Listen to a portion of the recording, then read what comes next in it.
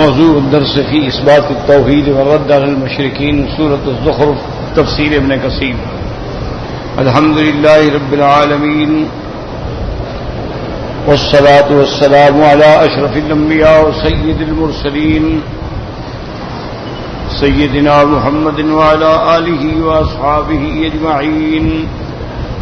اللهم صل على سيدنا محمد وعلى آل سيدنا محمد كما صليت على إبراهيم وعلى آل إبراهيم في العالمين إنك حميد مجيد. أعوذ بالله من الشيطان الرجيم. بسم الله الرحمن الرحيم.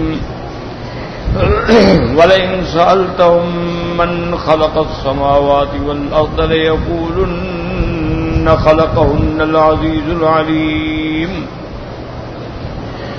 الذي جعل لكم الأرض مهدا وجعل لكم فيها سبلا لعلكم تهتدون والذي نزل من السماء ماء بقدر فأنشرنا به بلدة ميتا كذلك تخرجون والذي خلق الأزواج كلها وجعل لكم من الفلك والأنعام ما تركبون لتستووا على ظهوره ثم تذكروا نعمة ربكم إذا استويتم عليه وتقولوا سبحان الذي سخر لنا هذا وما كنا له مقرنين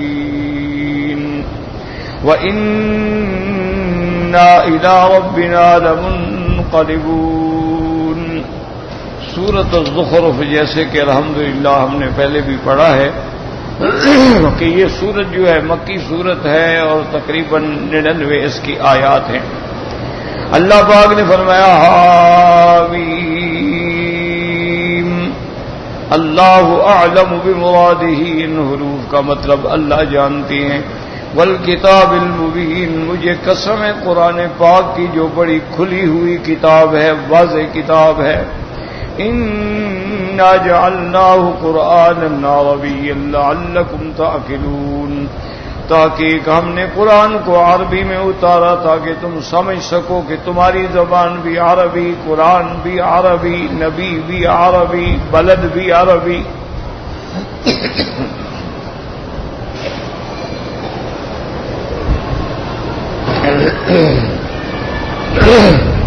ورنہ پہلی کتابیں جو ہیں وہ یا عبرانی میں ہیں یا سریانی میں ہیں. عربی کے اندر صرف اللہ کا قرآن اترا ہے. وَإِنَّهُ فِي أُمِّ الْكِتَابِ لَدَيْنَا لَعَلِيٌّ حَكِيمٌ. اللہ پاک نے فرمایا یہ قرآن پاک کی شان ہے کہ یہ ہمارے ہاں ام الکتاب لوح محفوظ میں ہمارے پاس محفوظ ہے. ہمارے پاس ہے لَعَلِيٌّ حکیم. علی کا معنی یہ بڑی بلند عظمت والا شان والا ہے اور محکم کتاب ہے. افنضرب عنکم الذکر صفحا ان کنتم قوما مسرفین. اللہ پاک نے فرمایا کیا تم یہ چاہتے ہو کہ ہم تم سے رخ پھیر لیں، تمہیں دعوت ہی نہ دیں، تبلیغ ہی نہ کریں، اس لیے کہ تم قوم و حد سے نکلنے والی. یعنی یہ تو نہیں ہے کہ اگر تم لوگ نہیں مانتے ہو تو ہم قرآن اتارنا بھی بند کر دیں اور تبلیغ بھی بند کر دیں. تو یہ تو جہالت ہے تمہاری. اسی سے علماء نے مسئلہ نکالا ہے کہ اگر کوئی قوم نہیں مانتی، کافر ہیں، مشرک ہیں، فاسق ہیں، فاجر، آپ دعوت پہ لگے رہیں، آپ اپنا کام کرتے رہیں. وہ جیسے ایک مثال ہے، اللہ عالم صحیح ہے یا غلط ہے، کہ دریا کے کنارے پہ کوئی بچھو ڈوب رہا تھا تو ایک بزرگ بیٹھے تھے، انہوں نے ہاتھ دے کے بچھو کو نکالا. وہ جب ہاتھ دیں تو وہ ڈنگ مار دے، وہ تکلیف سے پھر گر جائے، وہ پھر ہاتھ دے دیں. تو ایک آدمی گزرا، اس نے کہا حضرت وہ بچھو آپ کو ڈنگ مارتا ہے، دفع کریں مولی چیز. میں وہ بری عادت نہیں چھوڑتا تو میں اچھی عادت کیوں چھوڑوں؟ وہ ڈنگ مارنے کی عادت نہیں چھوڑ رہا تو میں بچانے کی کوشش کیوں نہ کروں؟ تو اس لیے حکم ہے کہ اگر لوگ نہیں مانتے ہیں، اگر لوگوں میں عصیان ہے، معصیت ہے، نافرمانی ہے، اس کا معنی یہ نہیں کہ ہم گھر بیٹھ جائیں، ہم لگے رہیں اپنی دعوت. اور اب حضور کو تسلی فرما رہے وَكَمْ أَرْسَلْنَا مِن نَبِيٍّ فِي الْأَوَّلِينَ، اور میرے محبوب صلی اللہ علیہ وسلم آپ سے پہلے ہم نے پہلی امتوں میں کتنے نبی بھیجے. وَمَا يَأْتِيهِم مِّن نَبِيٍّ إِلَّا كَانُوا بِهِ يَسْتَهْزِئُونَ، اور نہیں آیا ان کے پاس کوئی نبی مگر ٹھٹھا کرتے تھے، مخول کرتے تھے، اعراض کرتے تھے. نتیجہ کیا نکلا؟ فَأَهْلَكْنَا أَشَدَّ مِنْهُمْ بَطْشًا وَمَضَىٰ مَثَلُ الْأَوَّلِينَ، پھر ہم نے اسی دنیا میں مکذبین میں جو زیادہ طاقت والے تھے ان کو ہلاک کر ڈالا، اور یہی ہمارا طریقہ ہے، یہی ان کے لیے عبرت ہے. اگر آپ کی قوم بھی تکذیب کرے گی تو اللہ ان کو بھی ہلاک کر دے. اب توحید کا مسئلہ وَلَئِن سَأَلْتَهُم مَّنْ خَلَقَ السَّمَاوَاتِ وَالْأَرْضَ لَيَقُولُنَّ خَلَقَهُنَّ الْعَزِيزُ الْعَلِيمُ، اگر آپ ان سے پوچھیں کہ آسمانوں اور زمینوں کو کس نے پیدا کیا ہے تو کہتے ہیں اسی اللہ نے جو غالب ہے، جو علم والا ہے. الذی جعل لکم الارض مہدا، جس نے تمہارے لیے زمین کو آرام کی جگہ بنایا. وجعل لکم فیہا سبلا لعلکم تہتدون، اور پھر زمین میں تمہارے لیے رستے بنائے، وادیاں بنائیں، گھاٹیاں بنائیں تاکہ تم ہدایت پکڑ سکو، اپنی منزل پہ پہنچ سکو. والذی نزل من السماء ماء بقدر فانشرنا به بلدة میتا، اللہ نے فرمایا وہ ذات جو اتارتے ہیں آسمان سے پانی ایک اندازے کے مطابق کہ جتنا تم کو ضرورت ہے، تھوڑا اترے تب بھی فائدہ نہیں، زیادہ اترے طوفان بن جائے گا. یہ اس کا نظام ہے کہ ایک اندازے سے پانی اتارتے ہیں اور پھر مردہ زمینوں کو زندہ کرتے ہیں. فرمایا کذالک تخرجون، جس طرح ہم نے مردہ زمینوں کو زندہ کر کے اس سے کھیتیاں نکالی ہیں، ہم اسی طرح تمہیں بھی قبروں سے اٹھائیں گے اور تم بھی اللہ تبارک و تعالیٰ کی دربار میں پیش ہوگے. یہ وہ سبق تھے جو ہم الحمدللہ پڑھ چکے ہیں، اور آج کے سبق میں اللہ نے اور ارشاد فرمایا اپنی قدرت. والذی خلق الازواج کلھا وجعل لکم من الفلک والانعام ما ترکبون. اللہ نے فرمایا وہ ذات، یہ اللہ کی صفات ہیں، یاد رکھو، چونکہ ہم اللہ کو تو نہیں دیکھ سکتے، تو اب اللہ کو کیسے پہچانیں گے؟ تو اس کی نشانیوں سے پہچانیں. دیکھتے نہیں آپ پوری دنیا میں ایک نظام ہے، کوئی درزی ہے تو کپڑے سلا کے بنا کے لٹکا دیتا ہے، اس سے دیکھ کے آپ اندازہ کرتے ہیں کہ یہ کیسا ہے. اسی طرح ہر آدمی اپنا ایک ماڈل پیش کرتا ہے. تو اللہ تبارک و تعالیٰ کی ساری کائنات جو ہے اس کی قدرت پہ، اس کی خدائی پہ، اس کی الوہیت پہ، اس کے تصرف پہ، اس کی تدبیر پہ دلائل ہیں. اس لیے فرماتے ہیں والذی خلق الازواج کلھا، وہ ذات جس نے ہر قسم کے پھل، ہر قسم کی کھیتیاں تمہارے لیے پیدا کی. ازواج مانا انواع، ہر نوع کی چیزیں پیدا کی ہیں، کہ کہیں گندم کے کھیت لہا رہے ہیں، کہیں آپ دیکھتے ہیں تو جو ہے، کہیں دیکھتے ہیں سورج مکھی ہے، کہیں کپاس ہے، کہیں گنا ہے، کہیں باغ ہے، کہیں پھل ہیں، کہیں انگور ہیں، کہیں انار ہیں. اور پھر ہر ملک میں اللہ نے نعمتوں کو تقسیم کر دیا ہے کہ ایک نعمت اس ملک میں ہوتی ہے، یہاں نہیں ہوتی، ایک نعمت اس ملک میں ہوتی ہے، وہاں نہیں ہوتی. اللہ کا نظام دیکھ، تاکہ ہر ملک جو ہے وہ تجارتی طور پر ایک دوسرے کا محتاج رہے.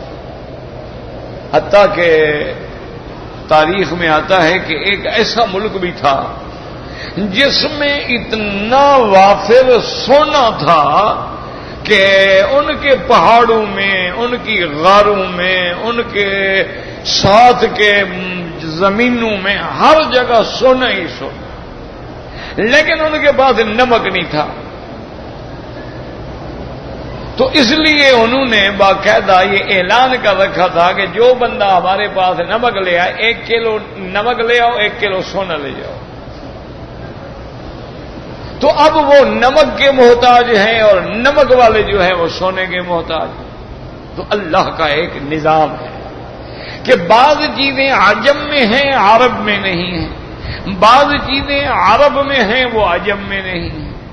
اور پھر اللہ کی قدرت کا کمال دیکھیں کہ زمین ایک ہے، اسی زمین میں سے آپ دیکھتے ہیں کپاس بھی اگ رہی ہے، گھاس بھی اگ رہے ہیں، اور کہیں کھجور کے درخت ہیں، کہیں آموں کے درخت ہیں، کہیں کنوں کے درخت ہیں، کہیں سبزیاں ہیں، اور انواع و اقسام کی سبزیاں ہیں. اچھا، بعض سبزیاں گرمیوں میں ہوتی ہیں، بعض سردیوں میں ہوتی ہیں، بعض سبزیاں ایسی ہیں جو پانی کے اندر ہوتی ہیں. اللہ کا نظام دیکھیں. اس لیے فرمایا والذی خلق الازواج کلھا، ہر چیز کی نو پیدا کیا. وجعل لکم من الفلک والانعام ما ترکبون. اچھا، اب اللہ نے دو سواریوں کا ذکر کیا ہے. ایک سواری کا ذکر فرمایا ہے کہ کشتیاں ہیں.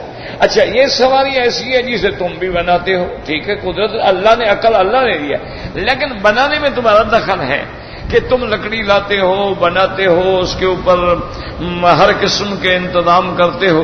لیکن ایک سواری ایسی ہے جس کو تم کچھ بھی نہیں کرتے. اللہ نے تمہارے لیے جانور پیدا کیے ہیں، اونٹ پیدا کیے ہیں. تو اب اونٹ ہے، خچر ہے، گدھا ہے، گھوڑا ہے، اس میں تمہارا کیا ہے؟ تم نے کیا حصہ ڈالا ہے؟ تم نے تو کچھ نہیں کیا. تو دو قسم کی سواریاں ہیں. ایک وہ سواریاں ہیں جو بظاہر تم بناتے ہو، لیکن تمہارا بنانا جو ہے وہ بھی تو اللہ کے حکم سے. اگر اللہ تمہیں عقل ہی نہ دیتا کیسے بناتے؟ اللہ تمہیں ہاتھ ہی نہ دیتا کیسے بناتے؟ اللہ تمہیں یہ فہم ہی نہ دیتا تو کیسے بناتے؟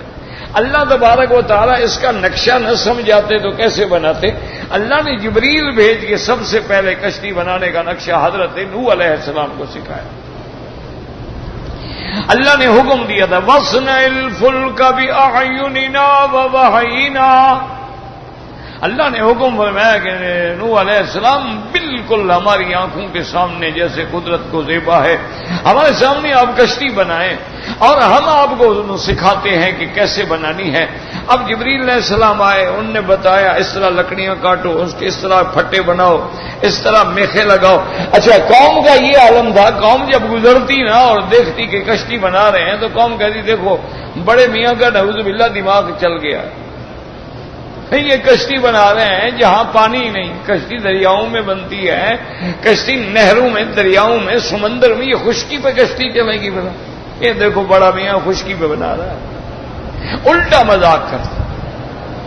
اللہ تبارک و تعالی نے حکم دیا نوح علیہ السلام کو کہ یا اللہ اب کشتی تو بن گئی، لیکن علامت کیا ہوگی کہ طوفان آنے والا ہے؟ اللہ نے فرمایا کہ یہ جو تنور ہے نا جس میں آگ جلاتے ہو، جب اس سے پانی ابلنا شروع ہو جائے تو سمجھے کہ میرا عذاب آ رہا. فوراً تم ہر چیز کے جوڑے جو ہیں نا کشتی میں سوار کر دو. جو مسلمان ہیں ان کو بھی سوار کر دو، ان کے علاوہ جو جانور ہیں ان کے بھی جوڑے جوڑے سوار کر دو. یعنی مذکر مؤنث، گھوڑا ہے، گھوڑی ہے، اونٹ ہے، اونٹنی ہے، دمبا ہے، دمبی ہے، بکرا ہے، بکری ہے، تو سب جوڑے جوڑے جو ہیں وہ بھی اس میں سوار کرو.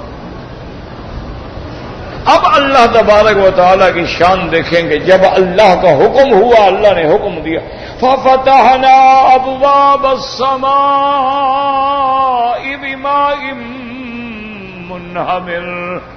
اللہ نے حکم دیا کھول دو آسمان کے دروازے. پتہ ہے ایک حدیث میں آتا ہے، اللہ اکبر، دعا کیا کرو اللہ پورے عالم اسلام کو عذاب سے بچائے، اللہ اپنے عذاب رفع فرما دے. یا اللہ ہم تو اس قابل نہیں ہیں، لیکن اس دنیا میں تیرے جاندار مخلوق ہیں، کیڑے ہیں، مکوڑے ہیں، چیونٹیاں ہیں، یا اللہ ان پہ رحم کر کے ہم پر بھی رحم فرما دے. کیونکہ حضرت سلیمان علیہ السلام کے زمانے میں شدید قحط ہو گیا، تو حضرت سلیمان علیہ السلام نے حکم دیا اپنی امت کو، جماعت کو، کہ سب باہر نکلو گرمی میں اور دھوپ میں جا کے کھڑے ہوں گے اور نماز پڑھیں گے اور دعائیں کریں گے اور اللہ سے بارش مانگیں.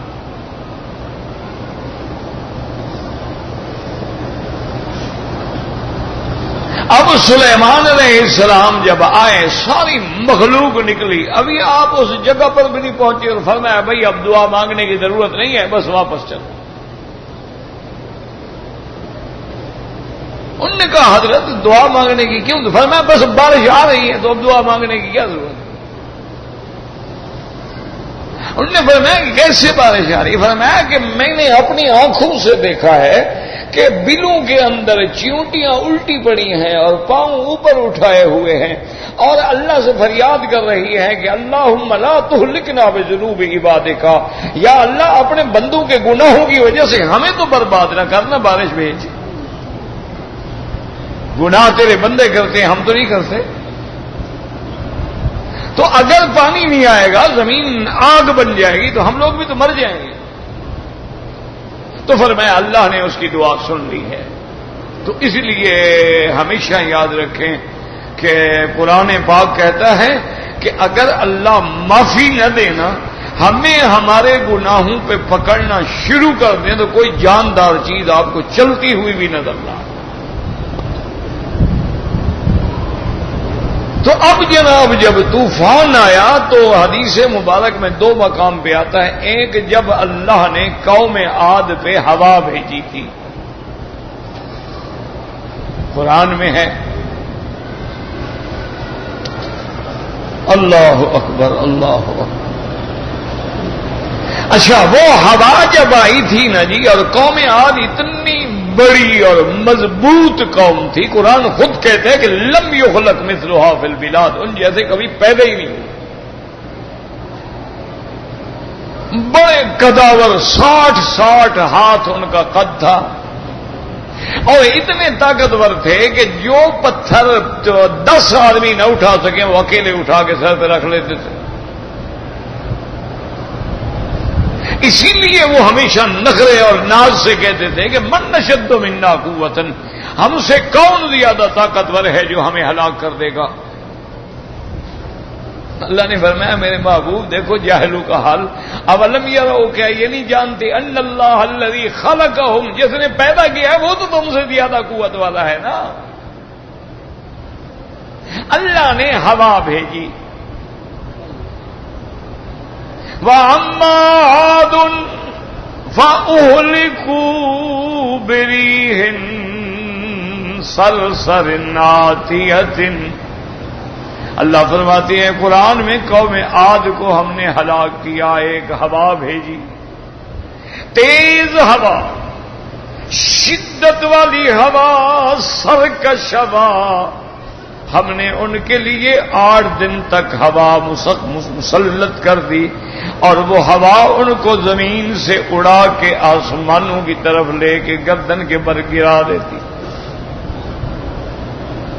سخرها علیہم 7 لیال و8 ایام حسوما فتر القوم فیہا سرعا کأنہم اعجاز نخل خاویہ۔ اللہ تبارک و تعالیٰ فرماتی ہیں کہ وہ ہوا جو تھی 7 راتیں اور 8 دن متواتر ہم نے بھیجی، پھر دیکھیں عبرت پکڑنے والے اس قوم کا کیا حال تھا، ایسے پڑے تھے جیسے کھجوروں کے ٹنڈ پڑے ہوتے ہیں، گردنیں ٹوٹ گئی، مردہ پڑے ہوئے ہیں۔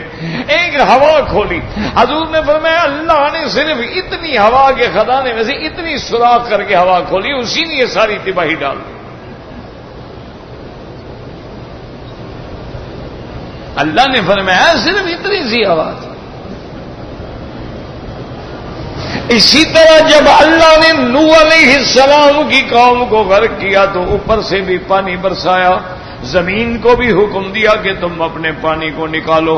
قرآن کہتا ہے کہ پھر دونوں پانی مل گئے، فَالْتَقَى الْمَاءُ عَلَىٰ أَمْرٍ قَدْ قُدِرَ۔ اللہ تبارک و تعالیٰ کی جو فیصلہ تھا وہ پورا ہو گیا، پوری عالم میں طوفان نوح علیہ السلام آ گئے، کوئی نہ بچا مگر وہ جو حضرت نوح کی کشتی پہ تھے، سب کے سب ہلاک اور غرق ہو گئے۔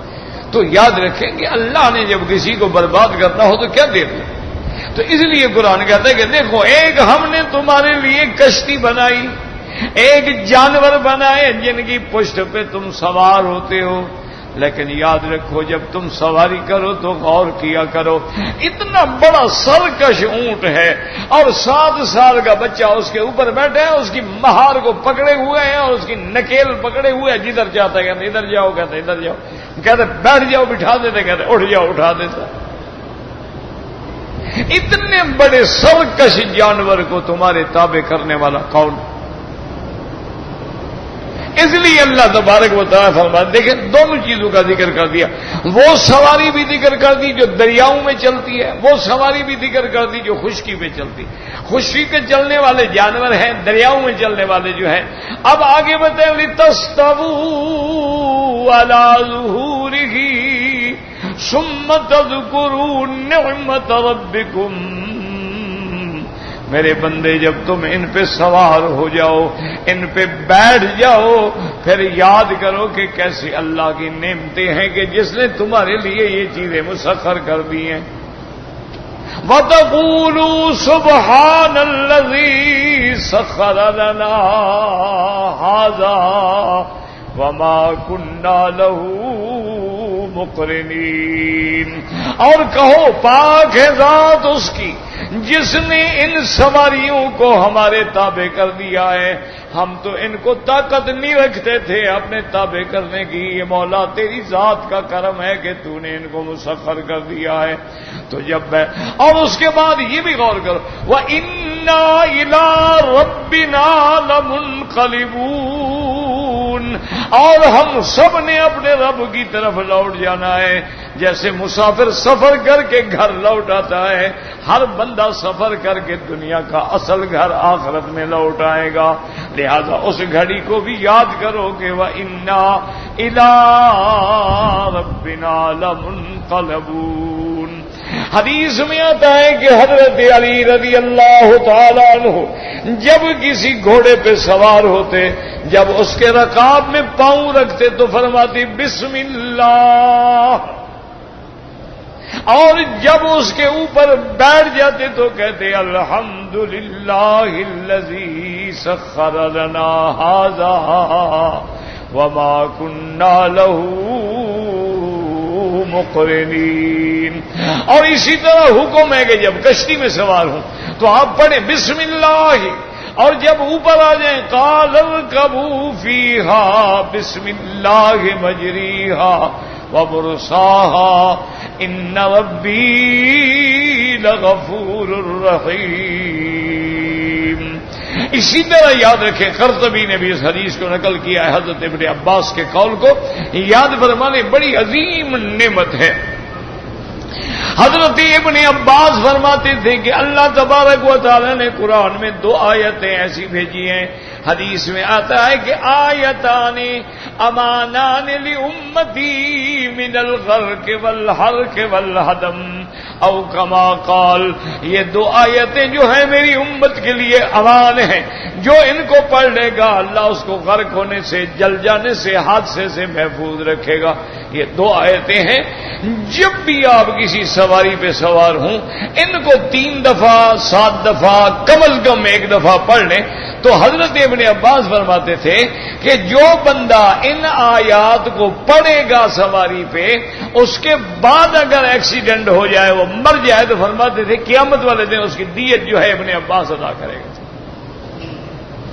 یعنی ایسی یقین وہ آیت کیا ہے وما قدر اللہ حق قدرہ والارض جميعا قبضته يوم القيامة والسماوات مطويات بيمينه سبحانه وتعالى عما يشركون بسم الله مجريها ومرساها ان ربي لغفور رحيم۔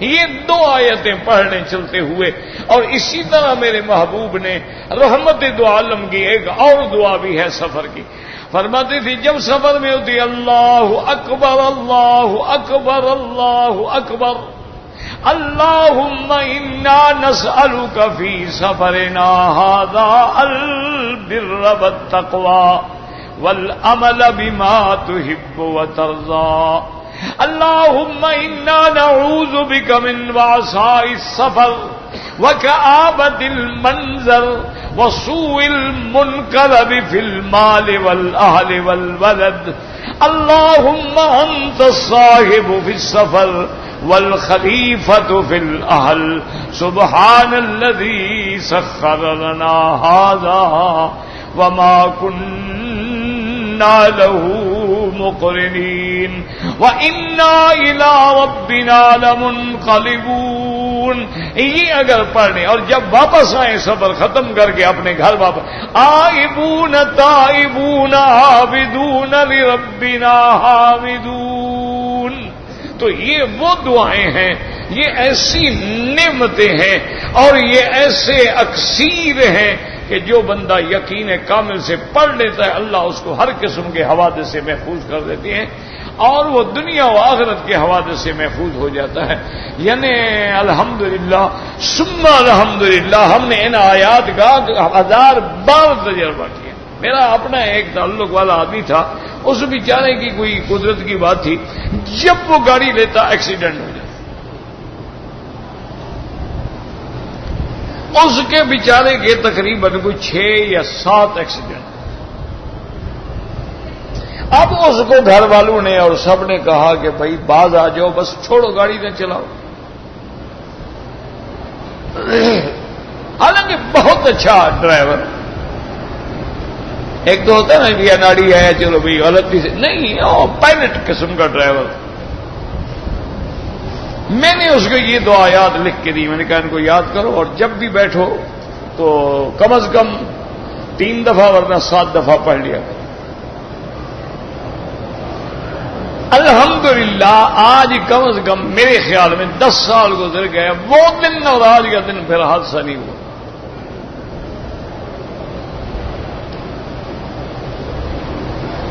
اسی طرح مجھے ایک طالب العلم نے سنایا کہ ہم یہاں سے ریاض جا رہے تھے، ہم 3 طالب العلم تھے، 2 کوئی اور آدمی تھے، اور ریاض یعنی کم از کم 1200 کلومیٹر کا سفر ہے. اور ماشاءاللہ بڑی گاڑی تھی، امریکن گاڑی تھی، اور ڈرائیور یہاں کے آپ کو پتہ ہے جو چلاتے ہیں گاڑی. تو طالبہ نے کہا کہ ہم نے یہ 3 دفعہ ساری دعائیں پڑھ لیں، تو باقی کا ہمیں پتہ نہیں انہوں نے پڑھی یا نہیں پڑھی، لیکن ہم نے پڑھ لی. اب گاڑی جو ہے نا جناب وہ 180 کلومیٹر پہ جا رہی ہے اور اس کے ٹائی راڈ ختم نکل جاتے ہیں. اور اس نے ڈرائیور جو کہ مسلمان تھا اس نے کہا بھی جتنی سواریاں بیٹھو جلدی جلدی کلمہ شریف پڑھ لو، کیونکہ ٹائی راڈ نکل گیا، میرے ہاتھ میں تو کنٹرول ہے نہیں، آگے آگے گاڑی لگ جائے یا میری گاڑی جہاں چلی جائے. تو ہم سب نے کلمہ شریف پڑھا. اور گاڑی کہتا ہے خدا کی قدرت سے ایسے جناب سڑک سے مڑی، آگے ریت کا ٹیلا تھا اس میں ایسے چڑھی. اب ریت پہ نہیں چڑھ سکتی، تھوڑی دیر جا کے پھنس کے کھڑی ہو گئی. ایک بندے کو یعنی دھکا بھی نہیں لگا، آرام سے اترا. اس نے کہا بھی بات سنو، تم میں سے کسی آدمی نے کچھ پڑھا ہے جس کی برکت سے اللہ نے بچایا؟ تو یہ ایسی نعمتیں ہیں آج کل مسلمان، ورنہ حضور صلی اللہ علیہ وسلم نے ہمیں ہر دعا سکھائی ہے کہ حمام میں جاؤ تو پڑھو اللہم انی اعوذ بک من الخبث والخبائث. حمام سے نکلو تو پڑھو الحمدللہ الذی عافانی عن الاذی غفرانک. حضور پاک نے فرمایا ہے کہ اگر تم بستر پہ سونے کے لیے جا رہے ہو تو بستر کو پہلے کپڑے سے جھاڑ لیا کرو. اگر نیند کر کے بستر سے اٹھو حمام جاؤ پھر سونے لگو پھر جھاڑ لو، پتہ نہیں من خلف کا تیرے بعد خدا جانے کو کیڑا آ گیا، کو بچھو آ گیا، کو چیت آ گئی.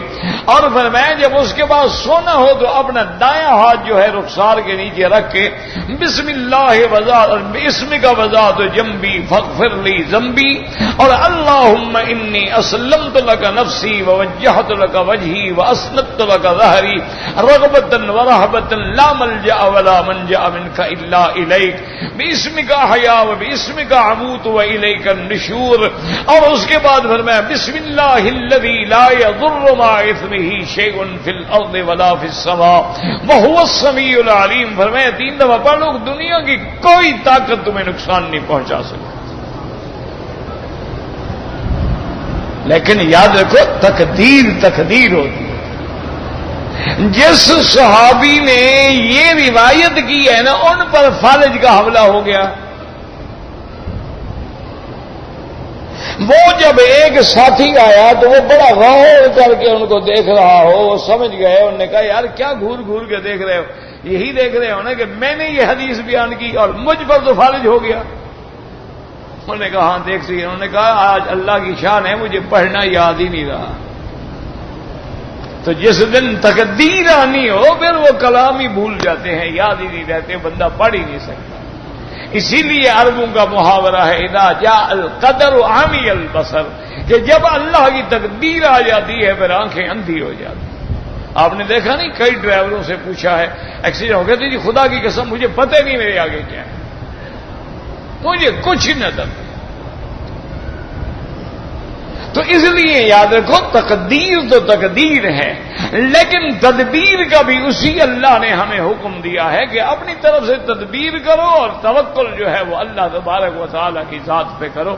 تو یہ ساری آیات جو ہیں یہ دلائل ہیں اللہ تبارک و تعالیٰ کی وحدانیت کے، اللہ تبارک و تعالیٰ کی قدرت کے. اچھا توحید کیسے سمجھو گے کہ اللہ فرماتے ہیں کہ آسمان اور زمین بنانے والا کون ہے؟ اللہ. تو کسی اور نے بنائی ہے؟ بنا سکتا ہے کوئی ایک چھوٹا سا ٹکڑا؟ تو جب وہ خالق نہیں تو مخلوق کے لیے معبود کیسے بن گیا؟ معبود تو وہ ہوگا جو خالق ہوگا، جس کی مخلوق ہوگی. اچھا کوئی آدمی چاہے کہ جی بارش ہو جائے، نہیں کر سکتا.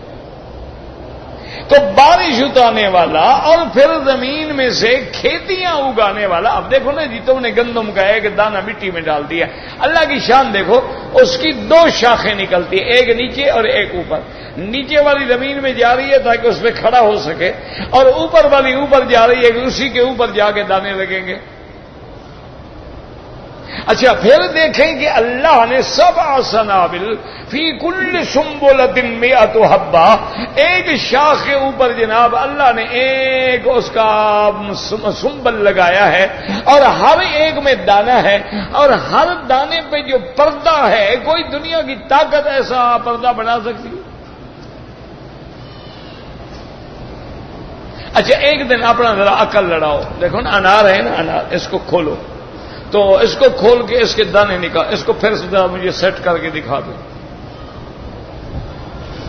حالانکہ وہ جگہ موجود ہے جہاں جہاں سے دانے نکلے ہیں، وہ جگہ بھی موجود ہے، تم اسی طرح پھر رکھ کے مجھے دکھلا دو.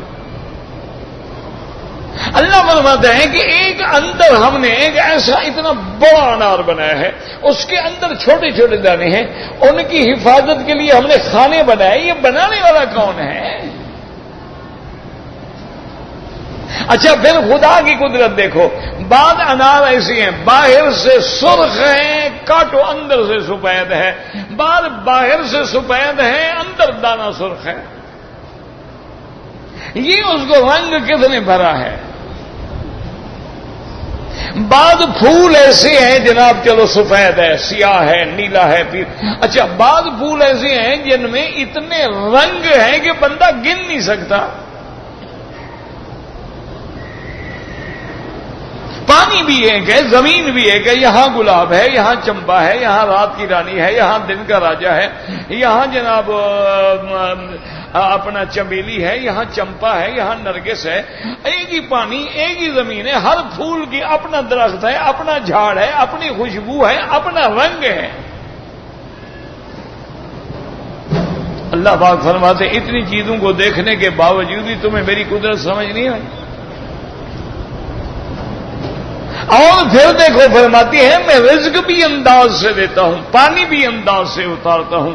دیکھتے نہیں ہوگے کبھی تھوڑا سا زیادہ کر دیتے ہیں، طوفان آ جاتے ہیں، تباہی پھیلا دیتے ہیں.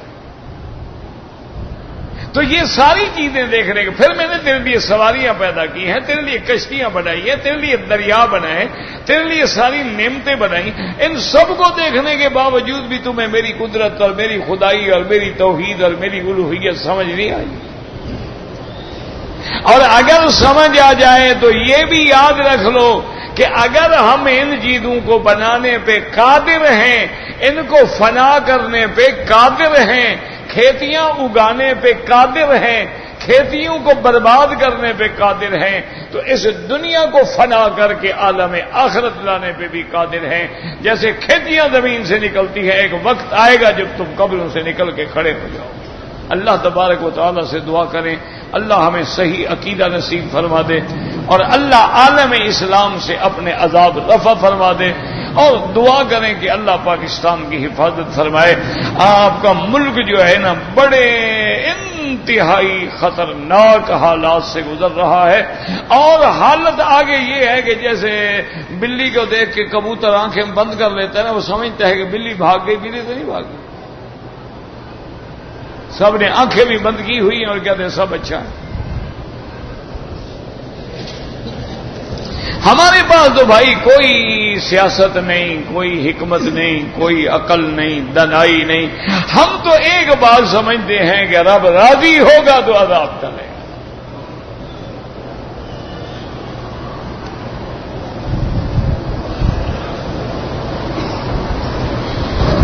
میری بیوی فوت ہو گئی، اللہ سب کی مغفرت فرمائے۔ اب مرحومہ کے لیے میں ایصال ثواب کرنا چاہتا ہوں، بڑی اچھی بات ہے، آپ ایسا کریں۔ سب سے بہتر یہ ہوتا ہے کہ پانی کا صدقہ، کیا مانا؟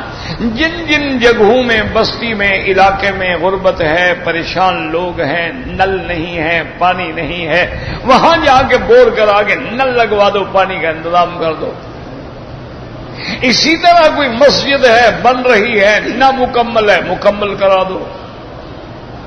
اسی طرح مساجد ہیں، مدارس ہیں، مدرسے میں طلباء ہیں، ان کے کمرے پورے نہیں ہوتے، ایک کمرہ بنا دو۔ مدارس میں طلباء کو کتابوں کی ضرورت ہے، کتابیں خرید کر کے دے دو۔ یہ ایسے صدقات ہیں جو جب تک چلتے رہیں گے ان کو ثواب ملتا رہے گا۔ کہتے ہیں جی میاں طفیل فوت ہو گیا، اللہ مغفرت فرمائے، اللہ ان کے درجات بلند فرمائے، اللہ تبارک و تعالی ان کی قبر کو اپنی رحمتوں سے روضۃ من ریاض الجنہ بنا دے۔ اللہم اغفرہ وارحمہ وتجاوز عنہ، اللہم اغفر لجمیع المسلمین والمسلمات والمؤمنین والمؤمنات۔ یہ مودودی صاحب کے بعد امیر بنے تھے میاں طفیل محمد، بڑا اچھے آدمی تھے اور بڑا مذہبی آدمی تھے اور دین کی تڑپ رکھنے والے لوگ تھے۔ میرے خیال میں عالم تو نہیں تھے، میرا خیال ہے، میں جانتا نہیں ہوں، لیکن اندازہ ہے میرا علماء میں سے تو نہیں تھے، لیکن بڑے دین والے آدمی تھے اور دین کی تڑپ رکھتے تھے، اور ایک دینی جماعت کا ماشاءاللہ قیادت کرتے تھے۔ اللہ ان کی مغفرت فرمائے، اللہ ان کے درجات بلند فرمائے۔ عورت حیض کے بعد جو ہے وہ کیسے غسل کرے؟ سب سے پہلی بات تو یہ ہے میرا بھائی کہ عورت جو ہے جب حیض اس کا ختم ہو جائے تو ایک کپاس کا پھایا لے کر اس کو خوشبو لگا کے، لیکن وہ خاص خوشبو ہوتی ہے، یہ عام جو چلتی ہے نا یہ نہیں، یہ کیمیکل والی ہے، تو یہ تو نقصان دہ ہے۔ خالص یعنی سندل ہے، خالص آئلی گلاب ہے، وہ اندر پھایا رکھے اور گھنٹہ 2 گھنٹے کے بعد تسلی کرے کہ باقی خون منجمد ہو گیا۔ اس سے یہ ہوتا ہے کہ اندر جتنی روائیں کریا، گندی ہوائیں اور گندی چیزیں ہوتی ہیں وہ ساری جھڑ جاتی ہیں خوشبو سے۔ پھر آگے اپنے بدن کو دھوئے، دھونے کے بعد پھر باقاعدہ جیسے وضو کرتے ہیں نا وضو کرے، اس کے بعد پھر سر سے لے کر پورے بدن پہ پانی پہنچائے اور بالوں کی بھی جڑوں میں پانی پہنچائے، جڑوں کے اندر پانی پہنچے، اور اگر بال گوندے ہوئے ہیں تو حیض اور نفاس میں کھولنے پڑیں گے، یاد رکھو۔ بعض علماء فرماتے ہیں کہ غسل جنابت میں کھولنے کی ضرورت نہیں ہے، اس میں تو پانی پہنچا دے اور اپنے ہاتھ سے بھی جڑوں تک پہنچ گیا ہے، کھولنے کی ضرورت نہیں، لیکن حیض اور نفاس میں کھولنے ہوں گے۔ سارے بدن میں پانی بہانے کے بعد کوئی جگہ باقی نہ رہے، پاک ہو گئی، بس یہ غسل کا طریقہ۔ مرد کا بھی یہی ہے، غسل میں کوئی دعا نہیں پڑھی جاتی، داخل ہونے سے پہلے پڑھی جاتی ہے اللہم انی اعوذ بک من الخبث والخبائث۔ یہ ہمارے جاہل لوگ ہوتے ہیں جو غسل کرتے ہیں نا پاک ہونے کے، لا الہ الا اللہ، لا الہ، یعنی کافر ہو گیا تھا بیوی کے ساتھ سونے سے، اب مسلمان ہو رہا ہے بے وقوف احمق، اور کلمہ بھی ننگے ہو کے پڑھ رہا ہے۔ اس سے بڑا جاہل کو دنیا میں پیدا ہوا ہے۔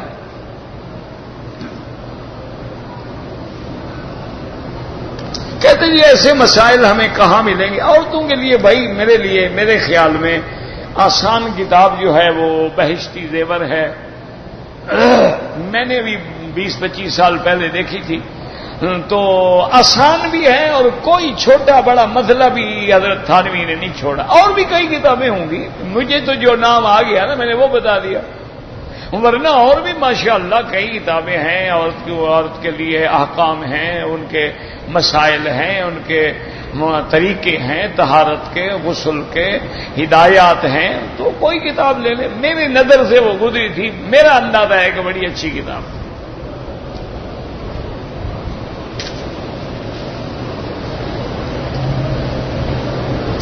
کہتے تھی کہ میں نے حج بدل کرنا ہے، تو حج بدل میں اپنی قربانی بھی کروں گا، اس بھی بابا ایک بات سمجھو، قربانی الگ چیز ہے، حج بدل کی بکری الگ چیز ہے۔ کیا تم لوگوں نے قربانی لگا رکھا ہے؟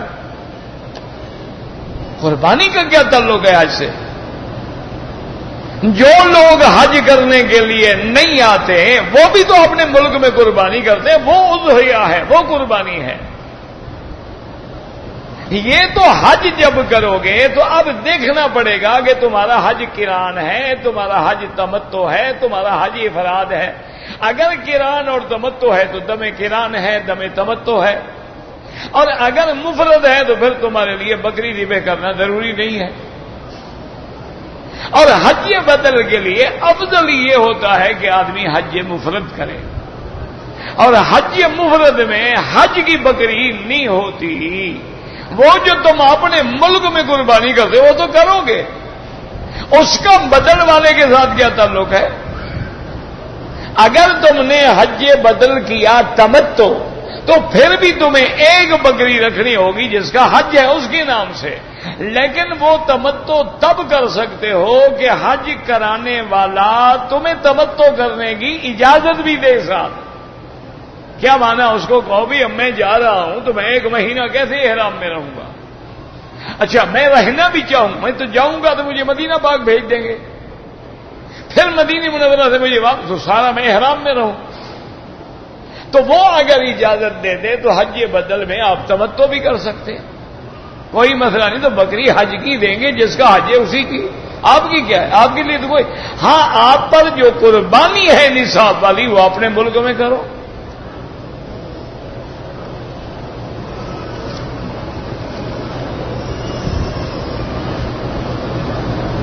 کہتے تھی کہ ہم نے اگر قضا نمازیں پڑھنی ہیں، ہم مسافر ہیں، تو کیا قضا بھی ہم سفر والی پڑھیں گے؟ بھائی جیسے قضا ہوئی، تم نے پوری نماز قضا کی تھی کہ آدھی قضا کی تھی؟ تو جیسے قضا کی تھی ویسے ادا کرو۔ تم نے 4 ریال لیے تھے تو 4 ریال ادا کرو، تم نے 2 لیے تھے 2 ادا کرو۔ سفر کی نماز قضا ہے تو قضا بھی سفری کرو گے، اگر تم نے اپنے گھر میں رہ کے نمازیں چھوڑی ہیں تو پوری پڑھو گے۔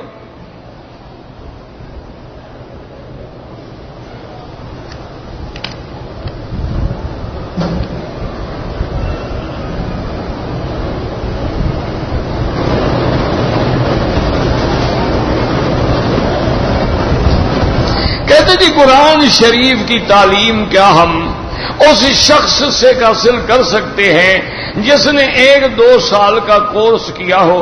او یار جس نے 2 سال کا کورس کیا ہے جاہل سے تو وہ بہتر ہے نا، آج کل بہت سارے ادارے ہیں جنہوں نے 2 سال 3 سال 2 سال 1.5 سال 1 سال کے آسان کورسز بنا دیے ہیں کہ لوگوں کو ترجمہ پڑھا دیتے ہیں اتنی مدت میں. تو اچھی بات ہے. اگر اس نے کورس کیا ہے، تم نے تو نہیں کیا نا، تم جاہل ہو، وہ عالم ہے، پڑھ لو اس سے. قرآن تو پڑھ لو نا. ایک ہے قرآن کے احکام، قرآن کے مسائل، وہ علماء کا کام ہے. وہ 2 سال والے کورس سے حاصل نہیں ہوتے. اس کے لیے کم از کم 14 علوم کی ضرورت ہوتی ہے. جب تک آدمی ان پر عبور نہ حاصل کر سکے وہ استنباط مسائل نہیں کر سکتا. ایک ہے ترجمہ پڑھ لو، موٹی موٹی باتیں سیکھ لو، آسان بات سیکھ لو، کھلی کھلی آسان تفسیر سیکھ لو. باقی قرآن پاک کی باریکیاں جو علماء ساری زندگی قرآن پڑھاتے ہیں وہ بھی کہتے تھے ابھی تک بھی ہمیں سمجھ نہیں آیا. یہ تو ایسا دریا ہے نا کہ جس میں جتنے غوطے لگاؤ ہر دفعہ نیا موتی ملے گا.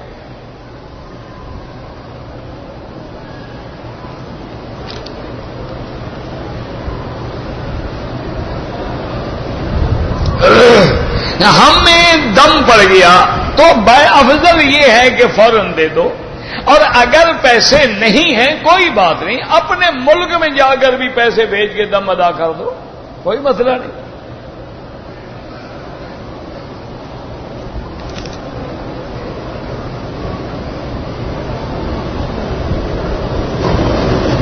کہتے جی کہ ہم جس ملک میں رہتے ہیں اگر ان کے قوانین پہ عمل نہ کریں بالکل ناجائز ہے، کرنا چاہیے عمل، اور خاص طور پہ اگر وہ اسلامی ملک ہے تب بھی کریں. اچھا، بعض سیفٹی کے قوانین ہیں، تمہارا گاڑی کا لائسنس ہے، ڈرائیونگ لائسنس ہے، بالکل ٹھیک ہے. اگر لائسنس نہیں ہے مت گاڑی چلاؤ. جیسے ڈاکٹر کے بعد ڈاکٹری کی ڈگری نہ ہو اور علاج کرے تو وہ قاتل ہے.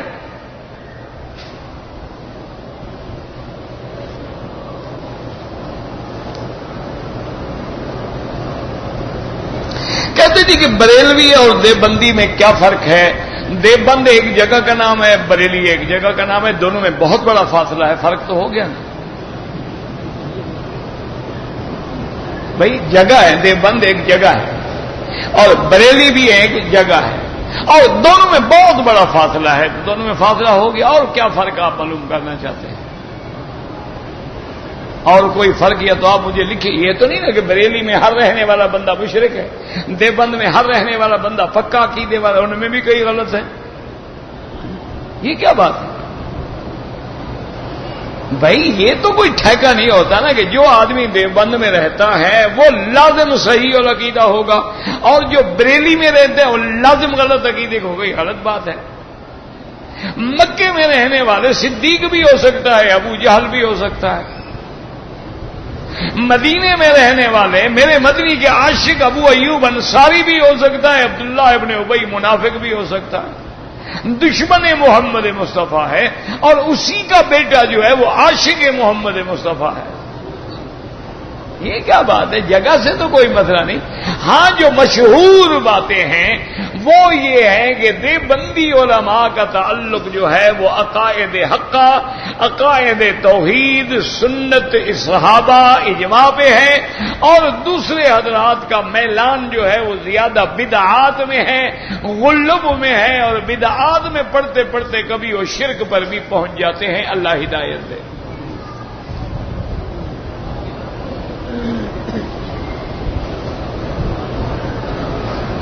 مغرب کی اذان کے بعد امام ابو حنیفہ رحمت اللہ علیہ فرماتے ہیں کہ کوئی نفل نہ پڑھے، مغرب پڑھنے کے بعد پڑھے. لیکن باقی ائمہ ایک حدیث ہے کہ بین کل اذانین صلاۃ، ہر اذان اور تکبیر کے درمیان میں نماز ہے، وہ اس حدیث مبارک کو دیکھ کے پڑھتے ہیں. امام صاحب فرماتے ہیں اسی طرح ایک حدیث ہے کہ ہر 2 اذانوں کے درمیان میں نماز ہے الا المغرب، لیکن مغرب کے لیے نہیں ہے. اور اسی طرح امام صاحب فرماتے ہیں کہ مغرب کا وقت جو ہے جیسے فجر اور مغرب، یہ 2 وقت ایسے ہوتے ہیں جس میں جانے والے فرشتے اور آنے والے اکٹھے ہو رہے ہیں، تو اس لیے ہم جلدی سے عبادت کریں. اور بعض ائمہ کے نزدیک تو مغرب کا وقت اتنا تھوڑا ہے کہ اذان ہونے کے بعد وہ کہتے ہیں نماز پڑھ کے فارغ ہوں تو مغرب کا وقت ختم ہو گیا. تو لہذا امام صاحب فرماتے ہیں کہ پہلے نماز کا فکر کرو، سنت نفل بعد میں پڑھ لو، تاکہ تمہارے فرض جو ہیں وہ تمام ائمہ کے نزدیک صحیح طریقے سے ادا ہو جائیں۔ یہاں چونکہ حنابلہ ہیں وقت دیتے ہیں، اس لیے اگر کوئی پڑھ لیتا ہے تو کوئی حرج نہیں، یا کسی نے طواف کیا، اب اس کے بعد اس نے درس میں بیٹھنا ہے، اس کو ٹائم مل گیا اور پڑھ لیا، کوئی مسئلہ نہیں۔ اور یہ باتیں یاد رکھو، یہ سارے مسئلے جو ہے نا مستحب افضل اولا کے ہیں، کفر اسلام کے نہیں ہیں کہ جو 2 رکعت پڑھے رسا لے کے گلے میں ڈال لو، اور جو نہ پڑھے اس کو کھینچ کے کھڑا کرو، پڑھو جی ورنہ ڈنڈا ماروں گا، پڑھ لیا نہیں پڑھا نہیں پڑھا۔ یہ تو اعلیٰ اولا کی باتیں ہیں، یہ کوئی لڑائی والی تو باتیں نہیں، لڑائی تو جاہل کرواتے ہیں۔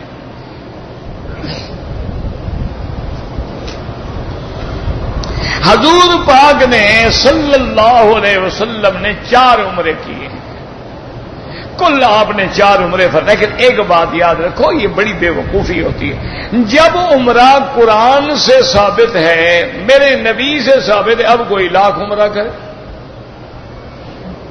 دیکھو نا، مثلاً طواف ہے، حضور پاک نے کوئی ایک حدیث مجھے دکھا دو کہ ایک دن میں آپ نے 5 طواف کیے ہوں، لیکن اگر آج کوئی 5 طواف کرے تو بدعت ہو جائے گا۔ جہالت والی بات ہے بھئی، جب طواف کرنا قرآن سے ثابت ہے، نبی پاک کے عمل سے ثابت ہے، اب کوئی 1000 کرے۔ جب عمرہ کرنا ثابت ہے تم 100 کر لو، جب حج کرنا ثابت ہے اللہ تمہیں 200 حج نصیب کر دے۔ یہ کیا؟ یہ تو بعض اوقات ہوتا ہے نا، یہ جیسے گاڑی چل رہی ہو نا تو اس کے بیرنگ جام ہو جائے نا، پھر وہ نہیں چلتی، بعض اوقات مسئلے کی وجہ سے ان مولویوں کے دماغ جام ہو جاتے ہیں، وہ ان کو گریس دینے کی ضرورت ہوتی ہے، اور ہمارے ہاں حلوہ تو ہوتا نہیں، ہم کیسے گریس دیں؟ حلوہ ہمارے دوسرے لے گئے، ضد انہوں نے لے لی، ہم درمیان میں پس گئے۔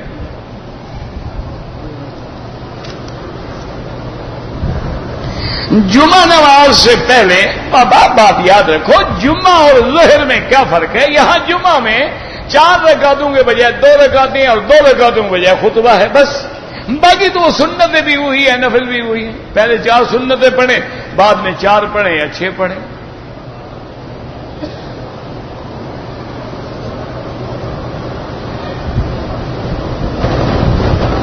کہتے ہیں جی کہ مجبوری کے لیے، شادی کرنے کے لیے یا گھر بنانے کے لیے بینک سے قرضہ لینا 100% حرام ہے۔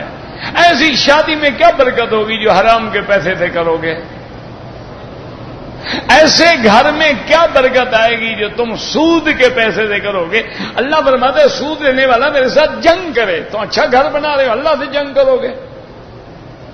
لعنت بھیجو، کئی لوگ ہیں جن کے پاس گھر نہیں ہے، کتنے لوگ ہیں بیچارے جھوپڑ پٹیوں میں پیدا ہوئے، اسی میں مر گئے، زندگی گزر گئی، نہیں ہے تو نہیں ہے۔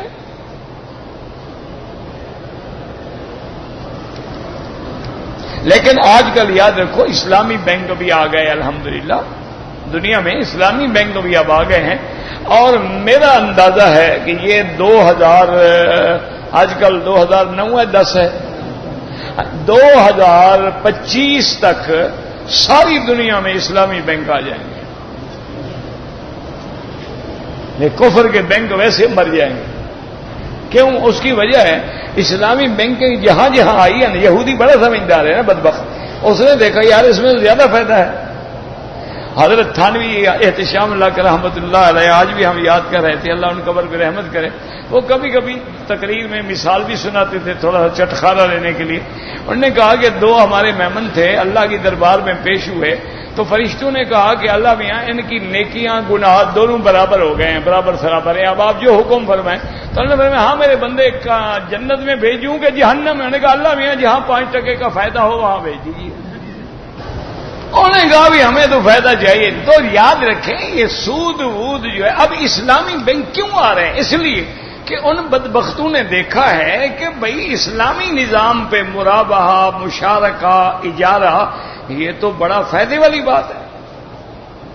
کیوں؟ مثال کے طور پر ہم نے یہودی بینک سے قرضہ لیا ہے کہ جی ہم ٹریکٹر لے رہے ہیں، ٹھیک ہے، ہم کار لے رہے ہیں، ٹھیک ہے، اچھا ہم نے وہ لے کر ہمیں ملی 1 لاکھ میں، مثلا ہم نے نقد 90,000 یا 80,000 کی بیچ دی، 20,000 کا گھاٹا یہ ہو گیا 1,00,000 جو سود چڑھنا تھا وہ چڑھ گیا، اب ہم کیسے ادا کریں گے؟ اسلام کہتا ہے نہیں، گاڑی میری ہے، بینک کی ہے، تمہیں ہم کرائے پر دے رہے ہیں، اجارہ کر رہے ہیں، اور جب تک تم کرائے والی قسطیں دیتے رہو گے ٹھیک ہے، اور ہم چھین لیں گے اپنی گاڑی، کھڑی کر دیں گے ہم، تاکہ ہمارا پیسے کون لے آئے گا؟ تو اسلام میں تو پیسہ ڈوبتا ہی نہیں۔ اب یہودی سوچ رہے ہیں کہ یار چھوڑو اس بدبخت کو، اسلام والا نظام لے آؤ، اسی پہ آ جاؤ۔ میں نے عمرے کے بعد 3 جگہ سے ٹک لگوا، اگر ٹک لگا ادھر سے چٹکی چٹکی تو سارے بال بھی کٹاؤ اور 1 بکری دم بھی ادا کرو۔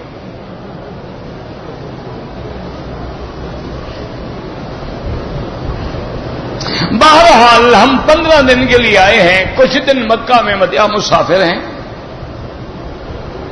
کہتے ہیں جی کہ بعض لوگ نماز میں ہاتھ چھوڑ کے کھڑے ہوتے ہیں، اس کا کیا ثبوت ہے؟ جو چھوڑتے ہیں ان سے ثبوت مانگو، میں نے تو کبھی نہیں چھوڑے، میں ٹھیکیدار ہوں ان کا۔ نہیں، جو کرتے ہیں ان کو پکڑ لو نا کہ بابا ثبوت دو۔ ہمارے نزدیک تو کوئی ثبوت نہیں، ساری زندگی حضور نے ہاتھ باندھے ہیں۔ جو کرتے ہیں ان کو پکڑو، ان کو کہو جی بتاؤ کون سی حدیث ہے کہ حضور پاک نے چھوڑ کے ہاتھ پڑے؟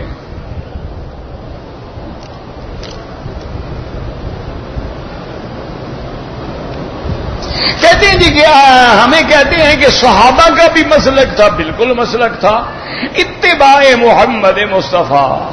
پھر وہ صحابہ جہاں گئے وہ امام بن گئے۔ جو یمن گیا ابھی موسیٰ اشعری، معاذ بن جبل، پھر سب نے ان کے قول پہ عمل کیا۔ جو کوفے میں عبداللہ ابن مسعود گئے، پھر سب نے ان کے قول پہ عمل کیا۔ بالکل مسلک تھا، یہ کیا بات ہے کہ مسلک نہیں تھا؟ اسی لیے یہ بات ہے نا، یا آدمی مجتہد ہوگا یا مقلد ہوگا، یا حاکم ہوگا یا محکوم ہوگا، یا بادشاہ ہوگا یا رعایا ہوگا، یا امام ہوگا یا مقتدی ہوگا، تیسرا تو ہو ہی نہیں سکتا نا۔ تیسری قسم تو دنیا میں پیدا ہی نہیں ہوئی۔ یا مرد ہوگا یا عورت ہوگا، تیسری قسم کا تمہیں پتا ہے وہ کیا ہوتی ہے؟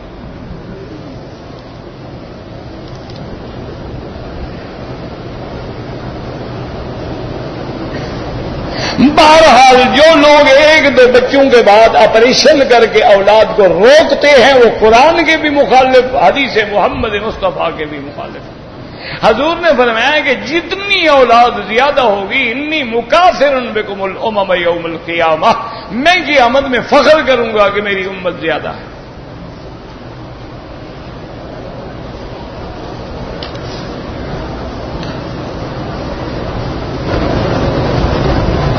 پیاسا اونٹ کیسے پانی پیتا ہے؟ 3 دن باندھ کے رکھو پھر لے جاؤ کیسے پیتا ہے،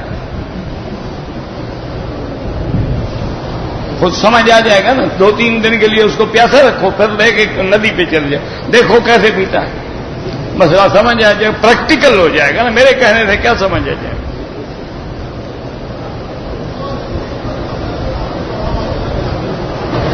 جو لوگ مکے میں رہتے ہیں یا رمضان میں آگے رہ گئے، ان پہ کوئی بکری نہیں ہوتی، ان کا حج مفرد ہوتا ہے۔ میں تمام انبیاء کی طرف سے طواف کروں، آپ اپنے لیے طواف کرو، بس دعا مانگو اللہ ہمیں ان کی اتباع دے۔ اگر امام صاحب حیثیت ہو تو اس کی بھی خدمت کریں، بالکل کریں، ہدیہ دیں اس کو، تہادو تہابو، محبت بڑھے، احترام کریں، دعا سیدھی اللہ سے مانگیں۔ ایک آدمی نے منت مانی تھی کہ میرا کام ہو گیا تو میں مسجد میں یہ بنواؤں گا، کام تو ہو گیا اب نہیں آتا تو میں اس کو پکڑنے جاؤں گا نا۔ یہ بھی کوئی مسئلہ ہے کہ وہ نہیں منت پوری کرتا تو مجھے گھر بتاؤ، کل کٹھے چلیں گے، اس کو پکڑیں گے، اللہ کے پتہ نہیں کرتا، وہ جانے، خدا جانے۔